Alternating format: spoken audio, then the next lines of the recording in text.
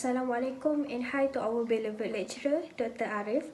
My name is Hafizatul Aina binti Muhammad. So for today, me and my group members will present the topic that we choose, which is Malaysia, a global dumping ground. The domestic waste can be defined as the trashes come from the household, such as food waste, plastics, papers, and also the used metal materials.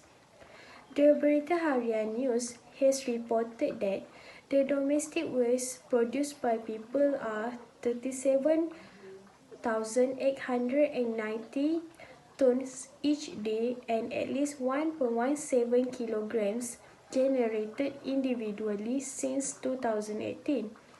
Which is compared to 2005 is 0.8 kilograms, according to Perbadanan Pengurusan Sisa Pepejal dan Pembersihan Awam. The government have spent millions of ringgit for the waste management to settle down the waste problems. It is because of the attitude of people who are always throwing the rubbish without caring about its impact on the quality of the life. There are a few cases relating to the domestic waste happened recently. The problem is the illegal global trash that happened in Malaysia, which has given harm to the environment. Thousands of tons of waste were sent to Malaysia every year, with some of them stored in hundreds of containers in some point at the port, which are all of the containers are filled in full of the garbage without claim by the responsible country. The Jabatan Custom Diraja Malaysia Pulau Pinang detected the container left at the Pelabuhan Pulau Pinang since January 2019. Others, almost 152 containers which are full of polluted plastic left at the Pelabuhan West Port. These containers are deciding to unclaim the dumping to avoid the penalties from Malaysia. Thus, the reason for Malaysia to send back all of these containers is because it has affected to the environment quality. Not all of the waste is received as clean as it should be. Instead, it is dirty and smelly.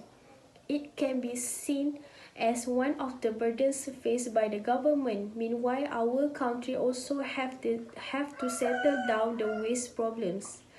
The waste management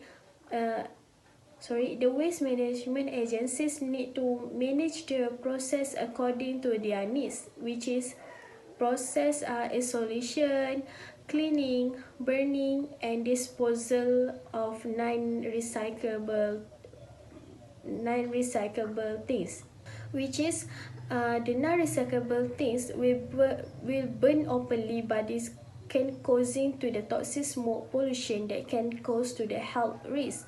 Not only that, but we also face the other pollution such as land and water in the process of dispose the unclaimed waste. So the government need to take an action to prevent the problem before Malaysia being a pile of rubbish. Assalamualaikum warahmatullahi wabarakatuh. My name is Fatni Syairana Piha binti Syaroms. I will present about the causes of why the global waste has been dumping into Malaysia. And one of the causes is after the Chinese government has made their decision in order to ban all of the waste from the foreign country to be processing in their country. Therefore, their decision has given the impact into another ASEAN countries such as Indonesia, Thailand, and also Malaysia. Therefore, the foreign country has made a solutions by turning out in order to replace the China country with another ASEAN country in order to process the waste. And as a result, Malaysia has become the most of leading destination for waste from the development country around the world. And Malaysia has faced the uphill battle with the waste from the another development countries such as United States, Japan, Australia, and another Europe country in order to process of all their waste. There is happened after the Chinese government has made their decision in order to ban all of the waste from the foreign country. By giving the impact into the Malaysia, we has faced the uphill battle with the waste in Malaysia country. Second causes is due to the weak management of solid waste in Malaysia, which is has given the impact by produce the many of illegal factory that has been doing the productions of recycling waste, and they are doing this illegal activity in order to cutting their costs, which is has giving the barriers for the government's efforts to cope with the environmental contamination and also this global waste issue. Because in Malaysia there are about more than 100 of illegal factory that has been doing the recycling activity illegally, and when the foreign country has known that there are more of illegal factory that has been operate in Malaysia, so it make easier for the foreign country to send their waste to Malaysia in order to be processing. Therefore, the waste in Malaysia by from the another country has keep increasing in Malaysia. The last causes of the global waste from that come from the Malaysia is because of the political corruptions. The high level of the corruption which is involved of the multiple government agency has been suspected in the illegal operations in Malaysia. The expense of the illegal recycling plants in Malaysia is was allowed to be set up because of the corruption that has been run by the agency in Malaysia. The agency that has been because they has received the payoff and bribes from the illegal plastic importer in Malaysia in order to run this illegal activity, and giving the easier for the foreign country in order to send their waste to the Malaysia. Therefore, there are political corruptions in this illegal activity because there are linked into the Chinese mafia. My name is Frankie Wan David. Now I will talk about implication. The first implication is Malaysia flooded with plastic waste to send back some wrap to source. According to the New Straits Times 2019, Malaysia has become the leading alternative destination for plastic scrap after China banned import of such waste, disrupting the flow of more than 7 million tons of plastic scrap a year. This also has caused many other problems that happen in our country. Some residents complain of environment damage, and also dozens of recycling factories crop up in Malaysia, and some of them without an operating license. Furthermore, many developed countries export a contaminated and low quality plastic scrap coming into the country, and some of the plastic scrap also is non-recyclable plastic. According to New Straits Times 2019, Malaysia Minister of Energy, Technology, Science, Climate Change and Environment, Mr. Yeo Bee Yin, said that now Malaysia has begun sending back the waste to its country of origin. Malaysia, which has become the dumping ground for the world plastic waste, will send back non-recyclable plastic scrap to the developed country that sent it there. According to Angela 2020, state that the Italian government has been urged to end the illicit export of plastic waste to Malaysia after an investigation exposed the environmental and health implication of country being used as prime dumping ground for unrecyclable plastic. A non-European Union country can receive plastic waste if it recyclable because the European Union laws already stipulated that member states only can export plastic waste that can be recyclable. The next implication is Malaysia is overflowing with waste and running out of options. According to National Ministry of Urban Wellbeing, Housing and Local Government of Malaysia, stated Malaysians produce an average of 30,000 tons of waste every day. Only 5% of it is recyclable, and they're causing enormous problems for Malaysia. It is not just the river that runs through the mass of factory in the industrial area that is a dump site for tons of toxic chemicals.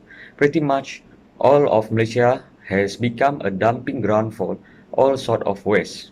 According to New Straits Times 2019, the scandal of plastic waste being dumped by first world nation in Malaysia and other developing countries dramatically grabbed world headlines earlier that year.